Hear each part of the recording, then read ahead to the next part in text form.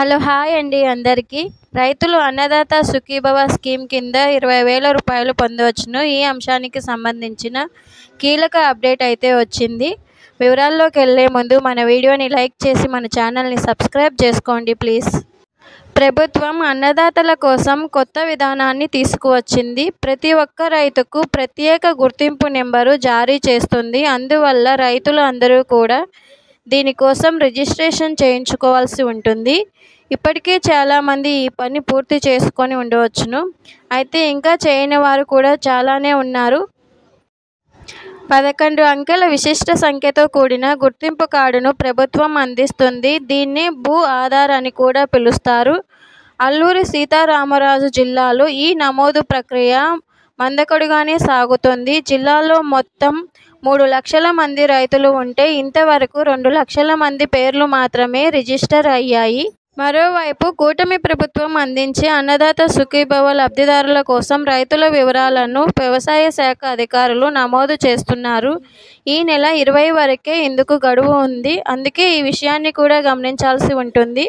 భూ ఆధార్ చేయించుకోని రైతులకు అన్నదాత సుఖీభవ డబ్బులు రాకపోవచ్చని వ్యవసాయ సిబ్బంది అందుకే అన్నదాతలు వెంటనే భూ ఆధార్ కోసం రిజిస్ట్రేషన్ చేసుకోవడము ఉత్తమము. దగ్గరలోని రైతు సేవా కేంద్రాలకు వెళ్ళి పని పూర్తి చేసుకోవచ్చును. రైతు సేవా కేంద్రాలకు ఆధార్ కార్డు తీసుకువెళ్ళాలి. మీ పేరు నమోదు చేస్తారు.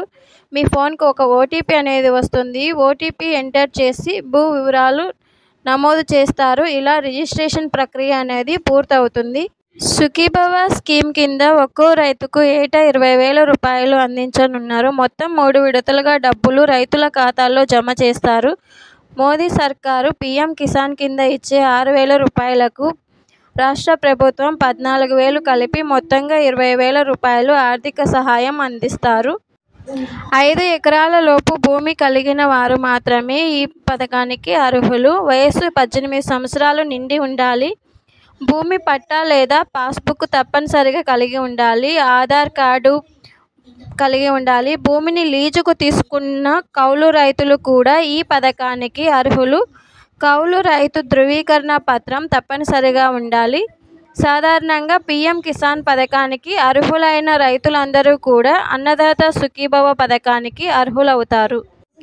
ఆదాయ పన్ను చెల్లించే వారికి అన్నదాత సుఖీభవ పథకము వర్తించదు. ప్రభుత్వ ఉద్యోగులు, విశ్రాంత ఉద్యోగులు ఈ పథకానికి అనర్హులు.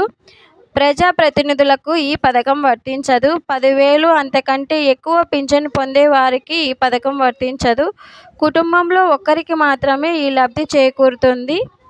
ఈ సమాచారం కనుక మీకు నచ్చినట్లయితే మన వీడియోని లైక్ చేసి మన ఛానల్ని సబ్స్క్రైబ్ చేసుకోండి ప్లీజ్.